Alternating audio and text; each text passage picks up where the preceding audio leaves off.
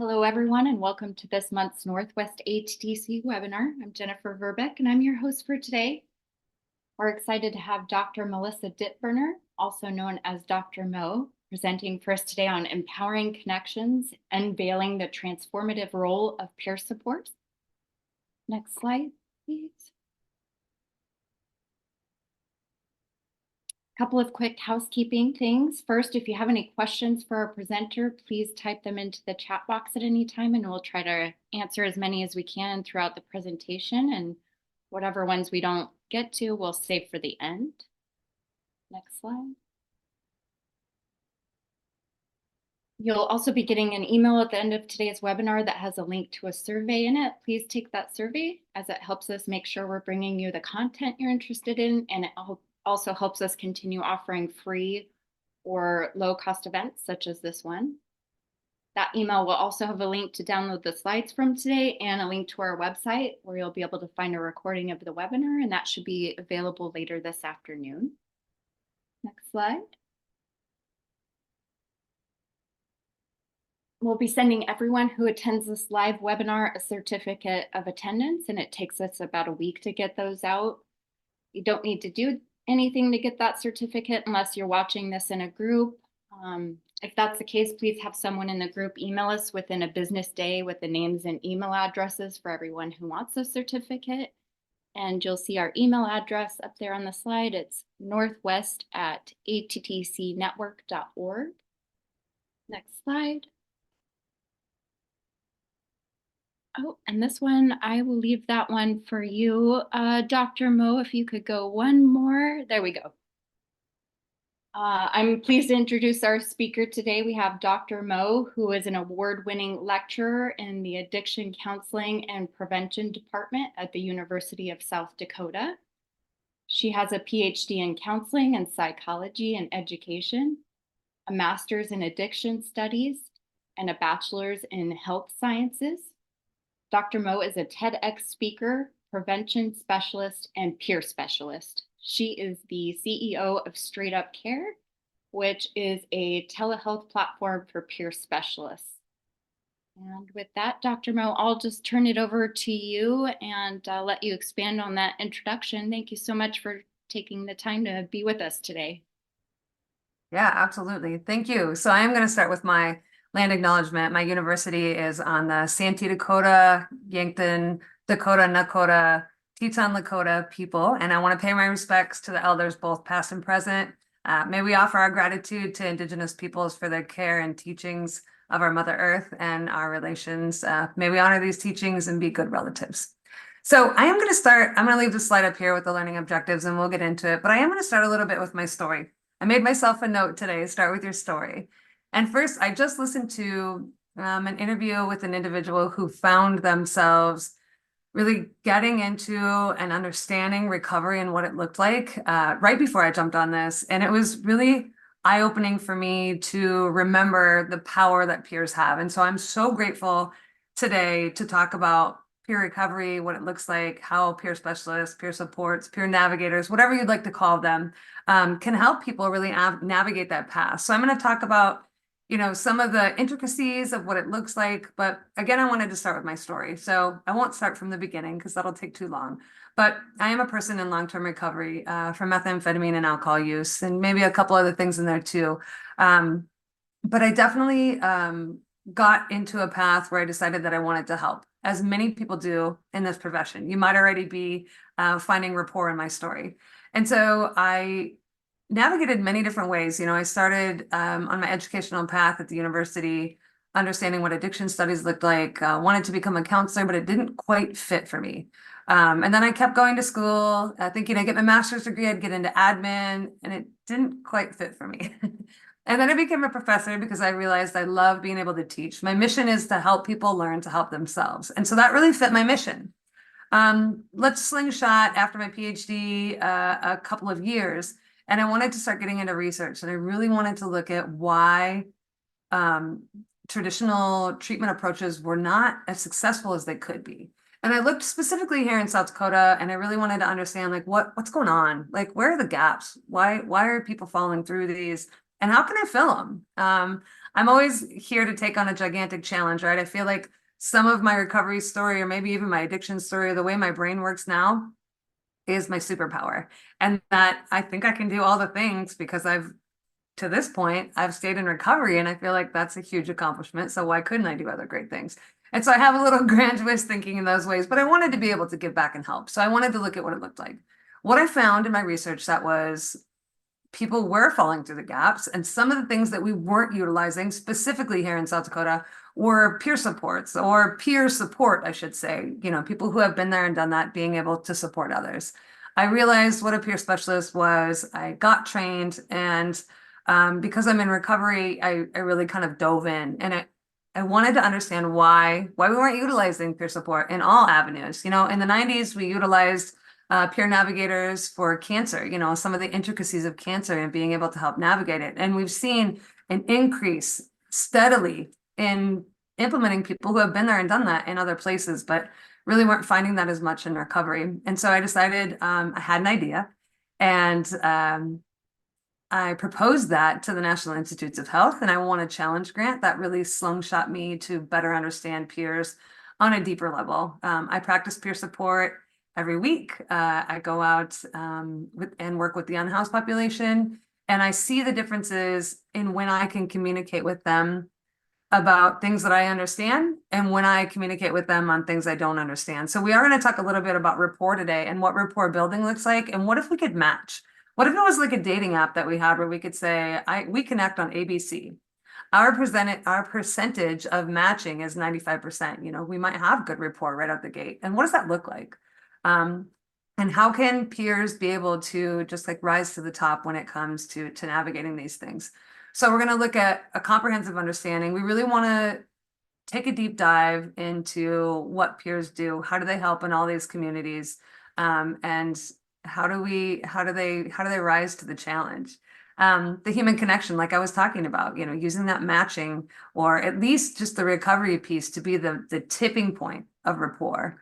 And then how do we continue to facilitate those meaningful connections, whether it be online or face-to-face interactions, and what are some of the barriers maybe in those places?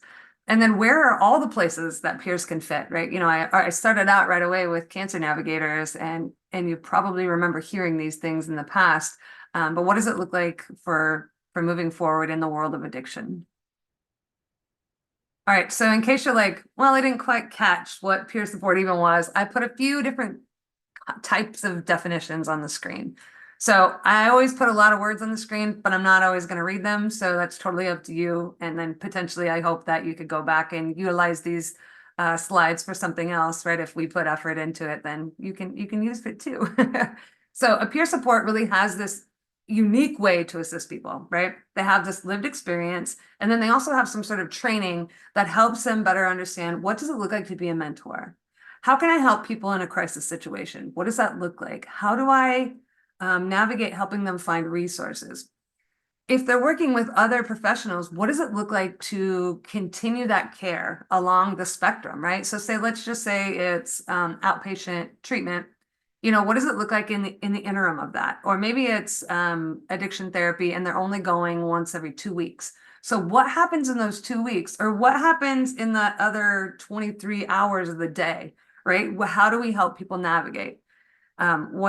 What do we do to teach them how to live a life again without substances? The podcast I was listening to, the gentleman was saying, like, I knew how to do all these things. I knew how to go out to supper, but I didn't know how to do it without being high first, right? So for some of us who got their addiction started when we were younger, we kind of get stunted at that age of use. And so some of those things that other people might think that you should already know, sometimes you don't know, right? So it's not just like rehabilitating someone, it's also like teaching them what different things look like. I know when I stopped use and got into recovery from meth, I had a lot of things to learn that other people already knew that I didn't know how to do. And some of those things were just small, like navigating conflict well, that's extremely difficult for most everyone, but it gets easier the more you practice. And if you have someone model what effective conflict resolution looks like, right?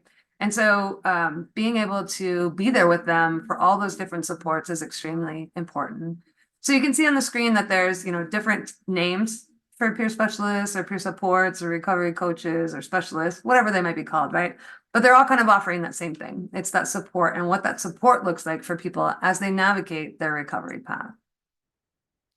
So when I think about the first thing that comes to mind when I think about, is this evidence-based? So if you are in the world of medical assisted recovery, MAT, MOUD, whatever you call it, you will know that that's often best practices paired with a peer support, which I think is fabulous, right? So it's not only what does it look like to navigate, medication assisted recovery, but then what does it look like to have somebody to kind of help? The people that I know that are peer specialists in that area are very much like, sometimes they're done with their medication, but they still come to me, which is what we want, right? Implementing these services into jails, what we're hoping is for reentry, right? As we get them the services inside the jail, if they have this peer, and it helps them ease their process into reentry into society and hopefully increases their success. They really help improve mental health. And I say this, and addiction outcomes, and I say this because I know what it's like to walk through something with someone, right? Think about the last time you picked up the phone and you were having a struggle, right? And you picked up the phone and you called your friend and they were like, oh man, I totally get that. I went through that. And you can have this rapport to be able to conversate versus the gentleman that I met this weekend out on the streets who said, do you have any idea what it's like to be in the shoe for 10 years? And I had nothing that I could say to him, right? I didn't have anything that I could even relate to that. And, I ended up telling him, no, I don't have anything that relates to what that looks like. But what I can relate to is the human experience, right? And we were able to connect on different ways. But even sometimes when I most think I'm, going to be of value to someone, I definitely can't because we can't connect on a certain level, especially when it comes to trauma and what those impacts can look like. And even though I was there for him and was able to hug him and we talked and we had a great conversation, like I just wasn't able to reach him on that level. But being able to have somebody that could you imagine that impact? I think of, and I might be shooting ahead, this might be on a screen moving down, but I think of veterans, specifically combat veterans, and what that looks like for rapport. If you know somebody who's been in the military, specifically in combat, you know that there's a different type of language that they speak with their combat buddies, right? That they just have that immediate rapport, they understand, they know, and that even crosses through branches of the military. Sometimes, they joke around about making fun of different branches of the military and all in good fun, I suppose. But that combat really seems to be a connection in every form of the military and something that civilians just quite frankly don't understand. We don't really have a frame of reference for what it looks like to be in that position. And so studies have also shown that, it really demonstrates people being able to adhere to their overall well-being. Now, what that looks like is different per person. We often talk about in this field individualized care and what it looks like. So that is obviously a little different, but just being able to stay engaged with somebody who is really kind of on their level and they can ask those what I might call lower level questions, right? That maybe might sound silly or intimidating to a professional, might be much easier to get across from peer to peer. So some of the values of lived experience, and first I want to say, please jump in at any time with a question, throw it in the chat. I've asked people to be able to interrupt if they would so choose. I'd rather answer the question now than try and go, oh, what were you referring to? So I'm happy to answer any questions that you might have, or even little tidbits of awesomeness that you would add to this. I would love to learn from this as well. So I just want to open that up. I start rambling because I get extremely excited about this. So if I don't take a breath, I apologize. I'm just very passionate about this field. So values of lived experience, like I was talking about with some of my, scenarios here, is not judgmental, right? One of the things that I think comes with people who are in recovery is that they're just so gritty. It's so difficult to get on the other side of that sometimes, especially when you've been stigmatized and kind of held down in those ways. That grit is just something that I am drawn to. And so I immediately am open to what it looks like to talk to somebody in recovery and just have these non-judgmental conversations. One of my favorite things to do is really make people think that are in recovery. And I ask them if they choose to tell me that they're in recovery, I ask them, what's your addiction now? And it gives them and me an opportunity to go, what am I using for coping right now? Is it in an addictive space? Am I navigating? Do I need to work on this? And I love to be able to open people up like that. It really gives me joy. And it's like a jump off point right away we're already in the nitty gritty, right? And we have that understanding, just like really deep understanding of we've been there, done that. I always like to explain peer support as walking hand in hand. So I'm not dragging you anywhere. You're not pulling me behind you and I'm just kind of a drag, right? Like we are really walking hand in hand on this path, right next to each other. And no, there is no differential of where we're headed. And again, it can look like anybody who, kind of needs that support. And oh, and here's my slide with, those different types of lived experience can be anything. What does it look like to live in society today in the rainbow community? Because that looks different than a lot of things that other people can understand. What about if you have mental health in your background or something that you've, conquered or even still navigating? What does that look like? A lot of times people can't understand that. I think about anxiety and I think more people understand anxiety now, but when I first started struggling with anxiety, a lot of years ago, I couldn't find people to connect with to better understand. And now I have a huge support system. And if I feel like I'm struggling with my anxiety, I have people that I can reach out to, and they can better understand it. So it's not like, wow, your thoughts are, off the wall. It's more like, okay, I can see how that would come in, but let's walk through this together. Is that, something that could definitely happen in the world? And oftentimes I say, oh yeah, no, that's probably not something that could ever happen. Or what do your past experiences look like? Do those show you that this could happen, right? And sometimes that's all we need just to break that anxiety cycle and we can move on. All right, so how do peer supports work with other services? Well, in lots of different ways. So I always look at peer support as being, a complement to other services. We're not replacing anything. We're not stepping on anyone's toes. We're not diving into any other fields, but what we're doing is being an add-on, right? And another place, but also being able to be a standalone if people so choose.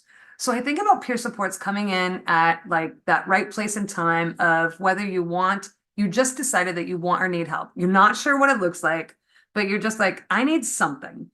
And so a peer support can be there for them to be able to help them navigate what that looks like. And when I talk advocacy for peer supports, that's, essentially their role. What are the resources? So if a peer starts talking to someone and is like, okay, maybe we need to do detox.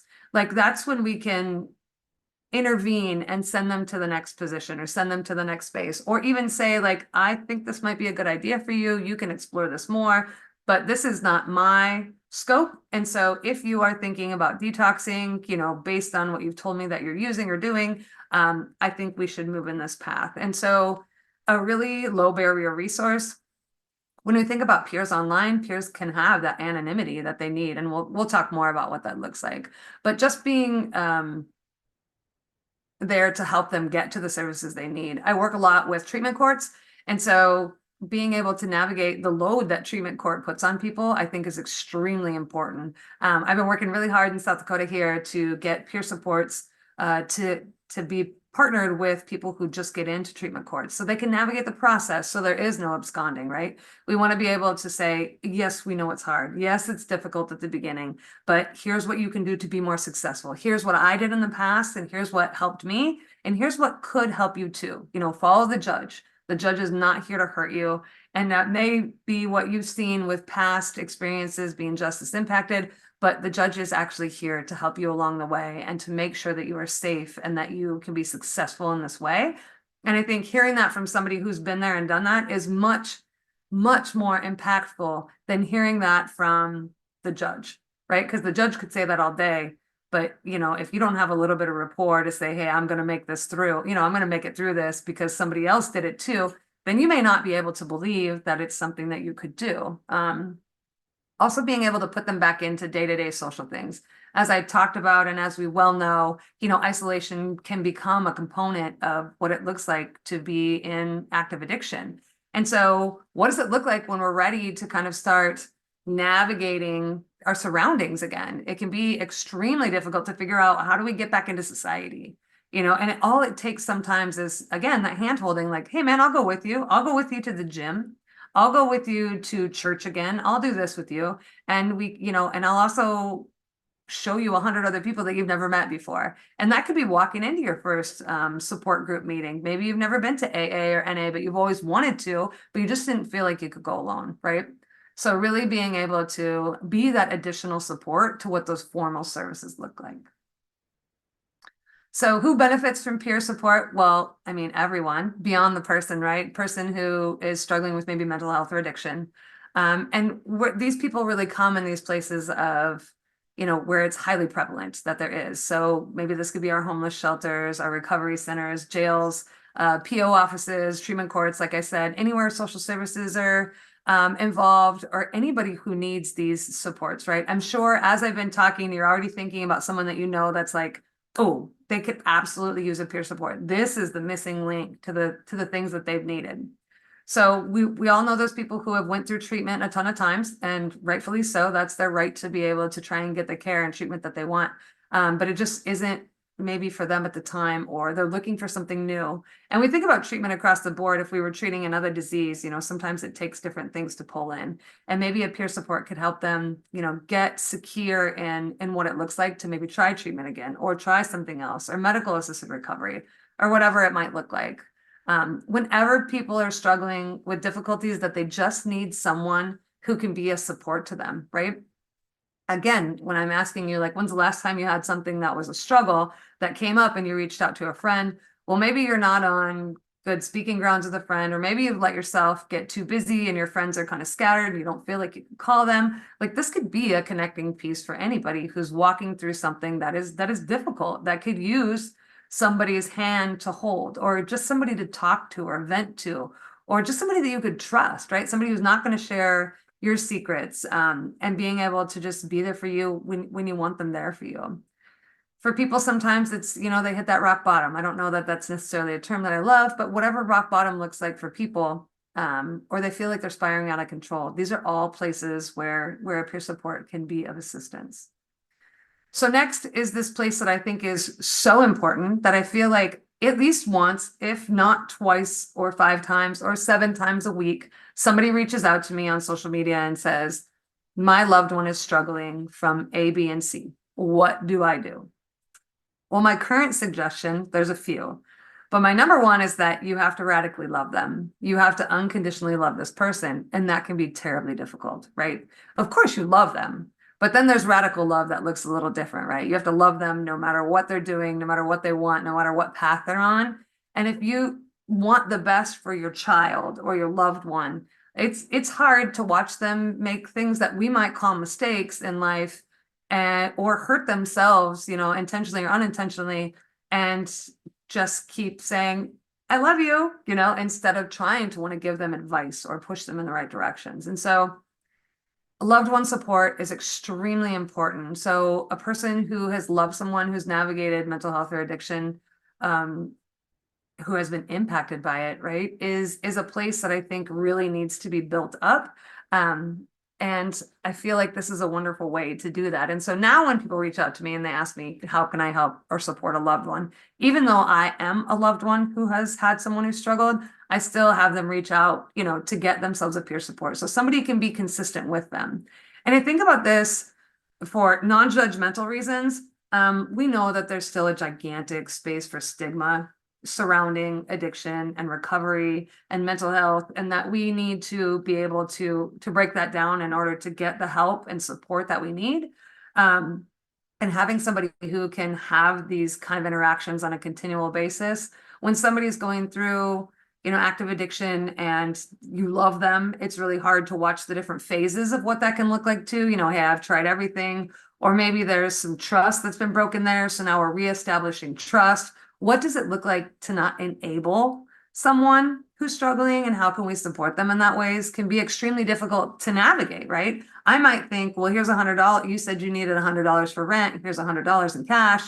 Maybe not the best way, right? What if I just send that $100 to your landlord or to your mortgage via Venmo or through the bank? And then I'm not, giving you $100 in your hand that you could accidentally, spend somewhere else that would be harmful to your health. So just having that rapport, saying, oh, I've been there, done that. And I think, just addiction in general, being able to say, I've been there, done that, love someone is extremely important, just to have that support. So, okay, I've talked a little bit about this, but what do peers actually do? Well, as you can see, there's a lot. right? There's a lot on the screen, more words than I would normally put on a slide. Again, I hope that you're able to refer back to these someday and use them.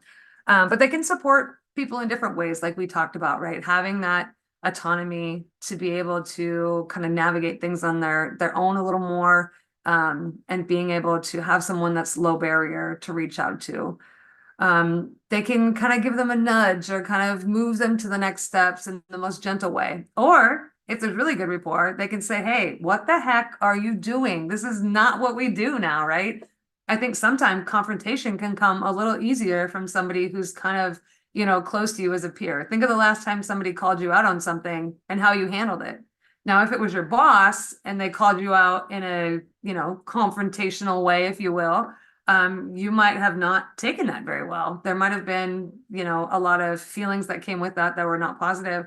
But if it was your friend who said, hey, what are you doing? We don't do this. You know that. Like, what? You just must have stepped off the path. Let's get back on. Right? That might come 100% different. And you might be like, oh my goodness, thank you for letting me know. Right? So having those different interactions, based off of what you know about the person that you're supporting. So for people who, need something different than what treatment looks like, they're able to, approach them and be a mentor for them along the process. Maybe be even somebody who can help connect back to the family or back to cultural ways or whatever needs that kind of connection. Again, that anonymity. So being able to, reach someone online or, maybe meet somebody in a different town that doesn't sit inside the counseling center in a small town. I live very rural. And so if somebody were to want to go to an AA meeting, they're going to probably know everybody in the AA meeting. And for some people, that is very much something that they don't want to happen because they don't want the whole town to know their business. And for that, I totally understand. But they still want that one-on-one piece, right? So what makes a peer different than a sponsor? This is a question I get often and a question I also like answering. So the difference is, and I'm not saying ever to not go with a sponsor because I think there's much value or can be a lot of value in that too. But peers have training. Peers have training about how to navigate, how to use their lived experience to be able to bolster and support someone and bring them up, and being able to have these tools to advocate.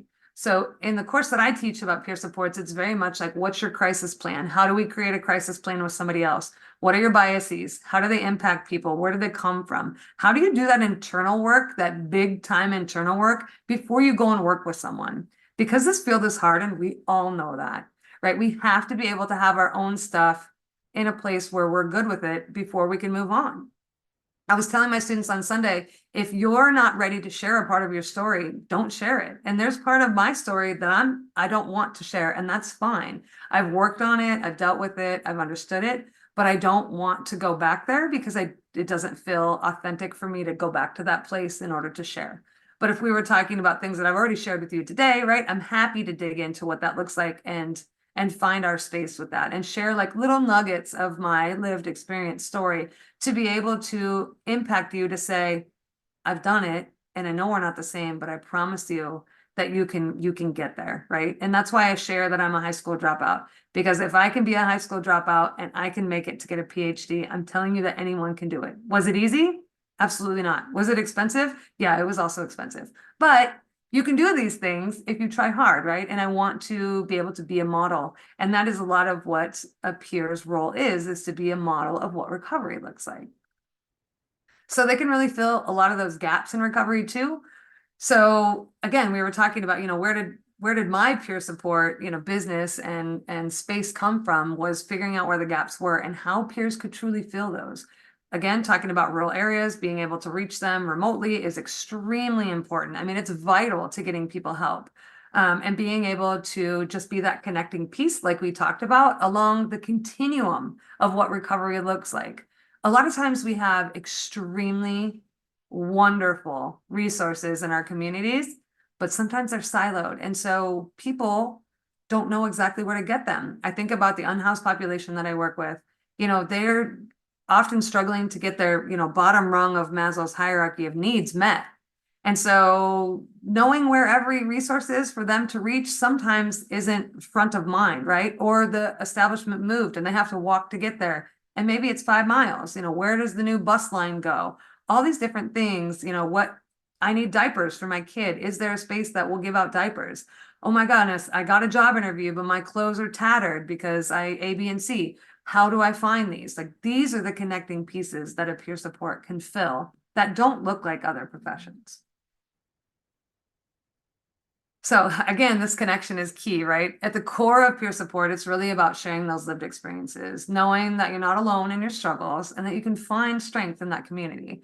And I think that's important. And I totally read that off the slide because I think it is important to understand what that looks like. I often say that, the opposite of addiction is not recovery, but that it's support, because that is what I see from my lens. And that's what I've seen in a lot of other people, is that having that connective space is really what helps bring people to their full greatness. And so I think it's extremely important. Again, it can just be the social network. And when I say that, I'm not talking like social media, although it could be, bringing them back to safe spaces for social media, which there are. But being able to be that connection to those resources, to the community, to people who care about them. And sometimes that looks like addiction looks like we burn a lot of bridges, and that does happen. But how do we create new bridges? And I love meeting people in recovery for multiple reasons, as I've already said. But one of them is I get to see them where they are today. So if I just meet you today and you're in recovery, I haven't seen some of the things you've done that you might not be, excited about that you've done. And so that allows me to just see you for who you are and where you're going and what you need and what you want and how I can support you in that way. And I love that. I was telling my students, you get to create kind of this new you when you roll into recovery.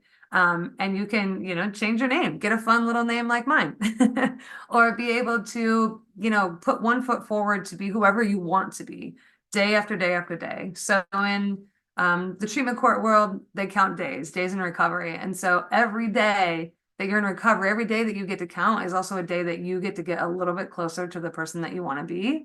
And peer supports are really helpful to navigate that process and what it looks like.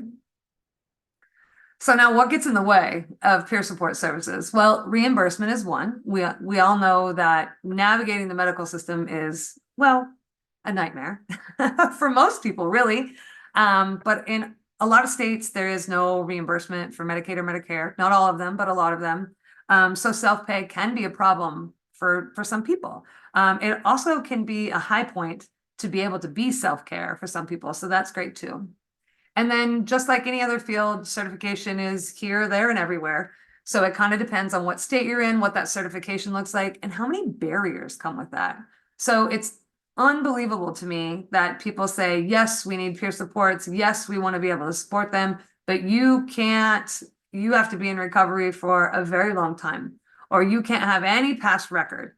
Like, these things literally don't make sense, right? A portion of this is that we know that people come with a past, right? And it can look like different things, but if you want somebody to be able to help people navigate this scenario that you're asking them to navigate, you're going to have to be able to waver on some of those things. So policies and procedures get in the way of, peer support services being implemented in all areas.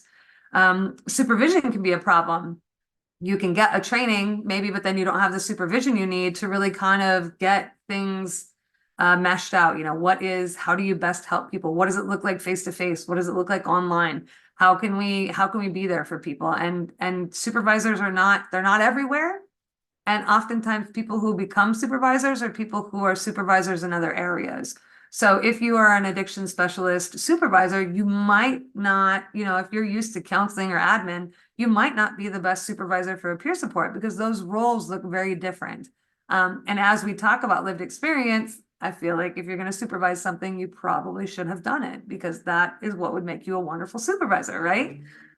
So when we look at when we impact or lift up peers, we look at that, what have you done before? How can we, help you climb the ladder? What does it mean to be a peer, then a peer supervisor, and then a leader in the field? What does it look like to advocate on large scales for public policy, for being on panels? What do those things look like? So really lifting up that peer to be an entrepreneur in that way. So the lack of understanding, I think if I could tell you the one thing that I wish would come away from today is not only that you know what a peer support is, but maybe that you share it as a way for others to get help, but also so people understand what a peer specialist or a peer support is.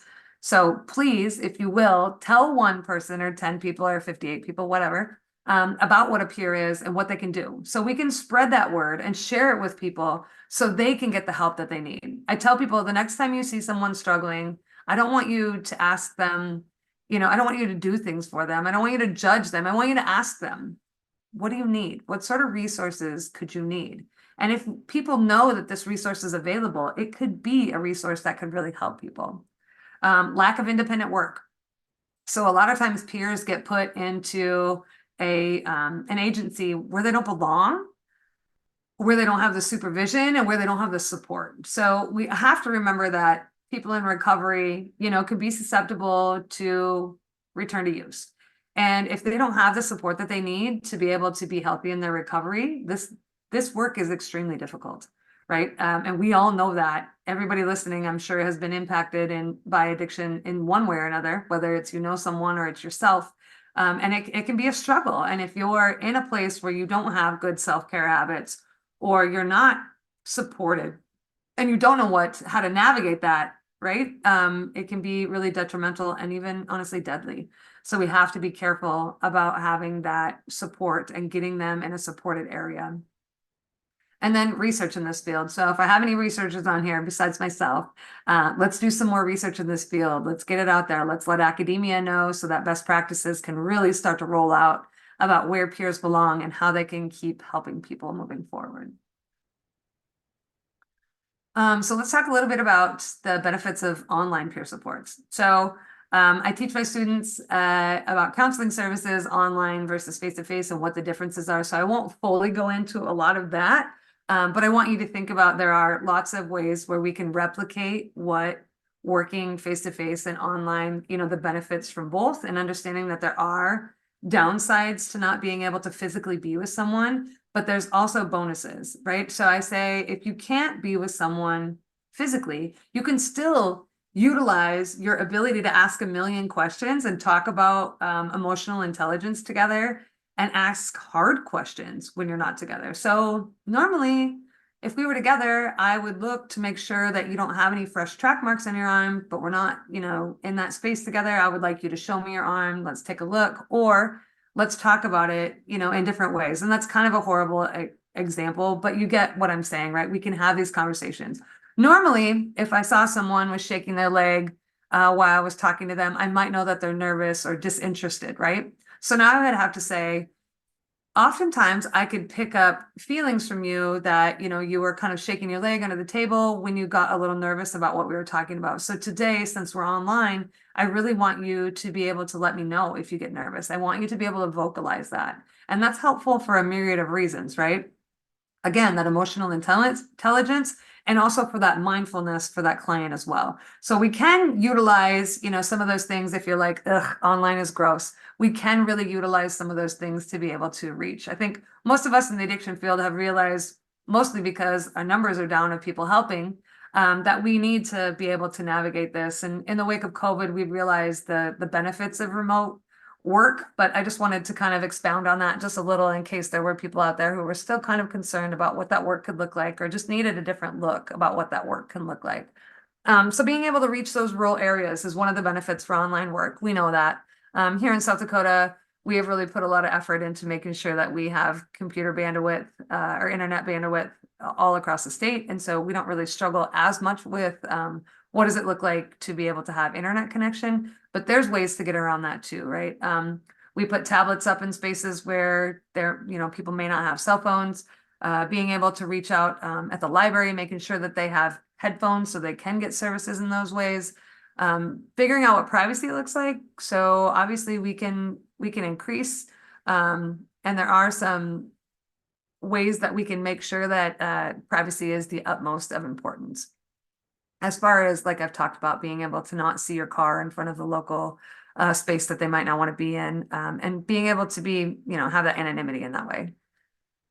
Again, connecting on that lived experience, not caseload assignment. So, sometimes we're like, oh, yep, this is your next person, where, if we have matching, as we do, you're able to connect to those people that look like and sound like you and that you think you would have the best connection to. And what if we could do that everywhere, right? What if we had a doctor who could connect with us on all the different levels or a few different levels that truly understood, what was going on with us? Or what if we could do this matching with counseling and being able to say, oh yeah, your niche is this place, and here's where we want all these people to go. And I think about this with like a sex therapist, right? That's normally, pretty much the niche that they work with. And I'm sure that a lot of people don't go to them if they're dealing with something that doesn't look like that, right? So being able to really kind of hone in on what it looks like.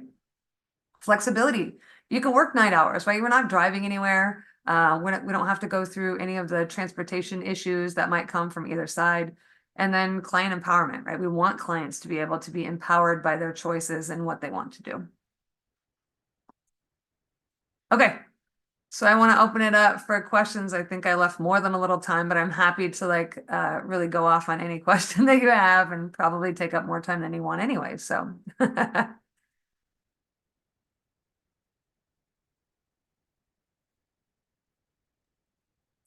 So I see in the chat box, I think the opposite of addiction is connection. Absolutely. Connection and support, right? Being able to be connected to somebody, being able to get that support that they need, being able to find all of the ways in which they can be lifted up, I think is extremely important. Okay, another question says, in regards to research, what do you think would be the best approach to conduct research when it comes to peer supports? I currently work at a school that has peer support specialist program and have the opportunity to do some more research. For me, I might look at success, dropout rates. Students with mental health conditions have a higher success rate, maybe looking at those to reduce dropout rates. Oh, this is great. Yeah, so first of all, I'd like to open this up to everyone in case you couldn't see that question or didn't quite understand as I was reading it sloppily. What would we want to look at for success rates? For research for peer supports, what would we want to look at? Feel free to drop that in the chat box so this person can have a little bit more feedback on this question. But I think you're on the right target there, right? What does connection look like? Are they being connected with somebody that they can relate to? If they have peer support services, how often are they going? Is it return sessions? Are they finding another peer? I think different things about what the peer does, how they do it, as far as return would be extremely important to better understand. And then, yeah, what resources are they connected to? How much time are they spending together? How do they feel about the research, or excuse me, how do they feel about the peer connection?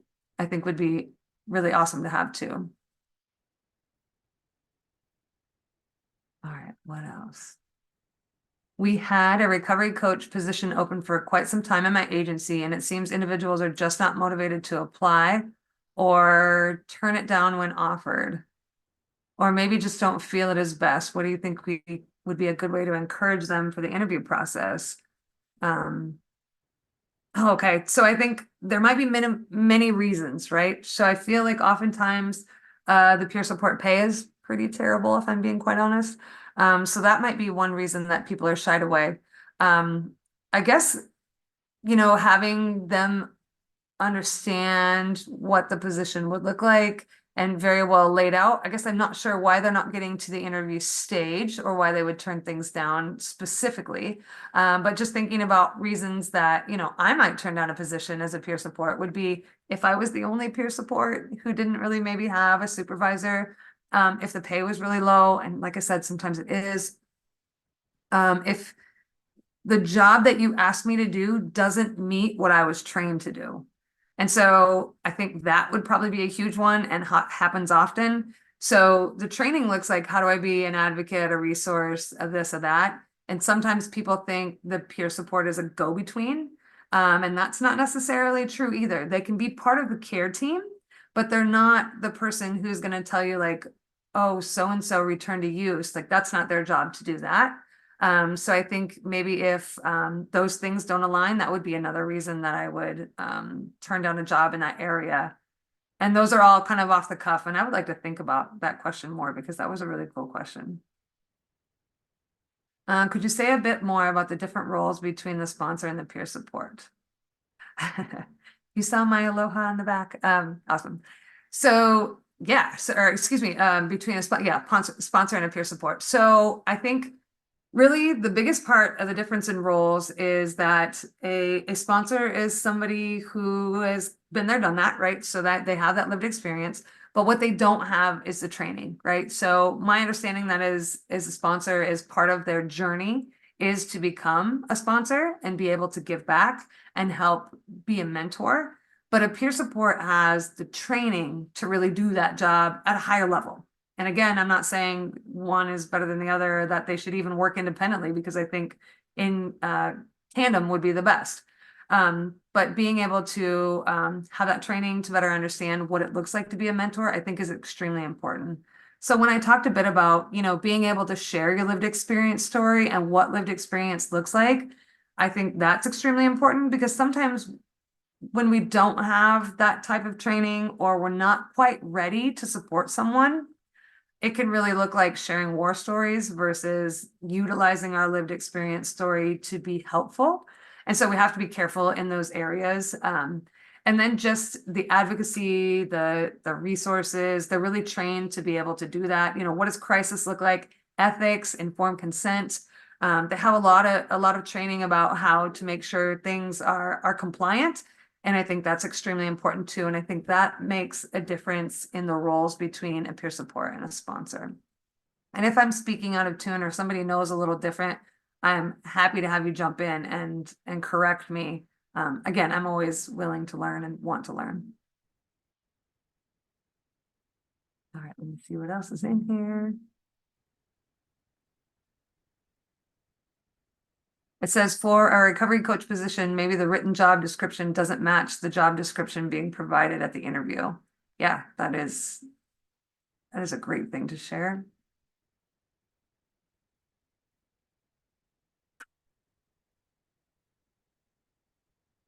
Innovating resources available through which persons in such areas might access peer services. Hang on, I gotta read that again to myself.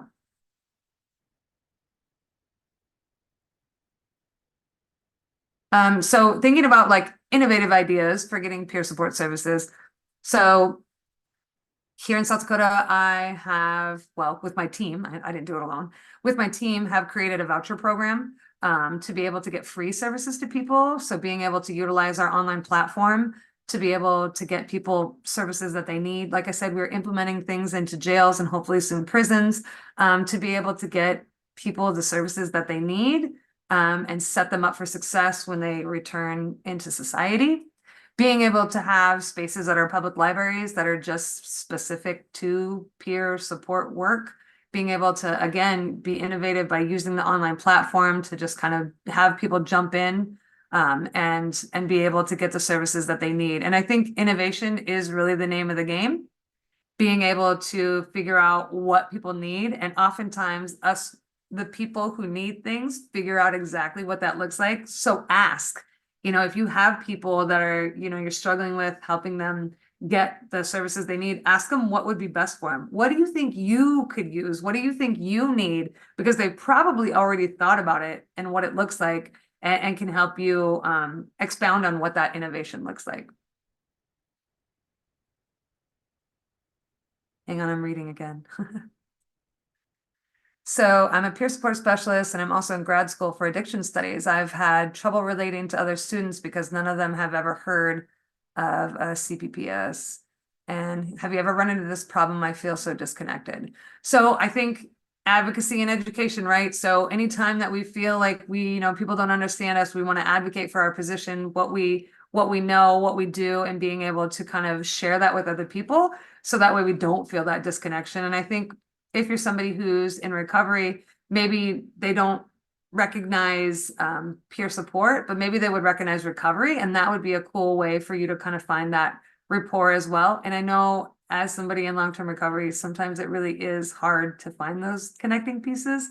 I end up sharing often. I don't always love it. I don't really like to jump on a webinar and be like, hi, I'm in recovery. Sometimes I don't feel like being vulnerable, but I do because it can be a way for us to find that connection. And so I think being really open and honest helps you find those connecting pieces as well. And I hope that you find your tribe. Telehealth tools for peers, how does that work? So yeah, okay. So we have, Straight Up Care has a telehealth platform that has the tools, for peers that work online. And so it looks like, being able to have connection to the training online, administrative tools, compliant tools, notes, scheduling, payment, even social support. We do some things called peer days, and peerpreneur days. So peerpreneur is something that we've deemed for people who, our peers that want to become entrepreneurs, or how to be the best dang peer that they can be, advertise for themselves, SEO, marketing, just everything that they need. Really trying to break down every single barrier that we can think of. And then again, that social support. So those peer days look like peer supports all across the United States, getting together and talking about what works, what do we need to know. Sometimes it's continuing education. Sometimes it's just us getting together and creating toolkits for other peers too. So we have different ways to have tools, on our platform at Straight Up Care that help to be able to support peers who want to work independently as well. Thank you for that question.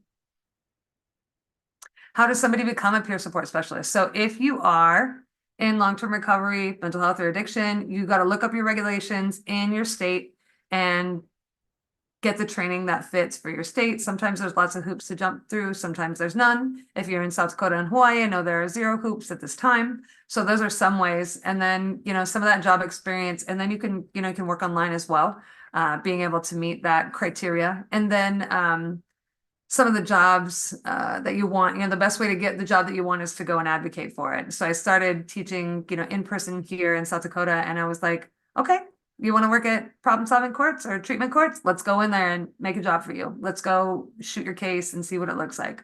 Oh, you have something in your background and they said that they won't hire you. Okay, well, let's go in together and let's talk about what that looks like. Show people, the reasons in which you could be the best tool that they have at their organization. And I think a lot of places are really open, to hiring peer support specialists right now.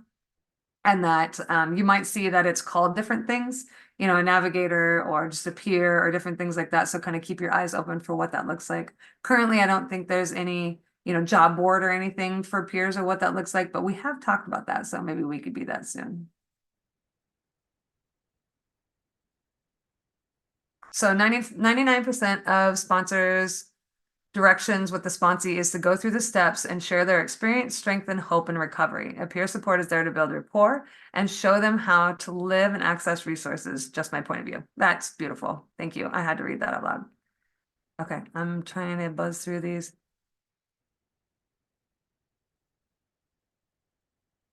All right.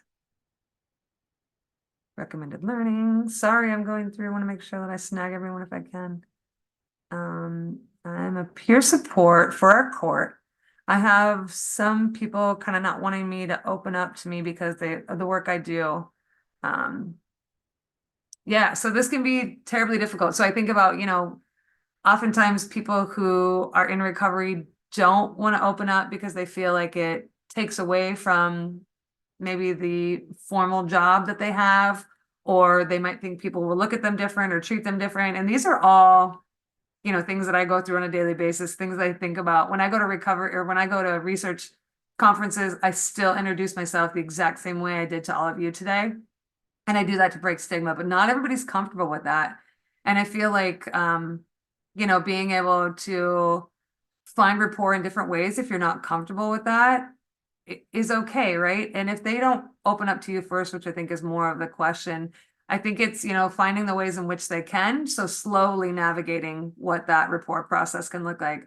I know I had a wonderful older gentleman who was he wasn't having it. He didn't want to talk to me about nothing. And I ended up thinking like, okay, what would an older man maybe be able to relate to that I have in my past or future or present, whatever, that we could talk about?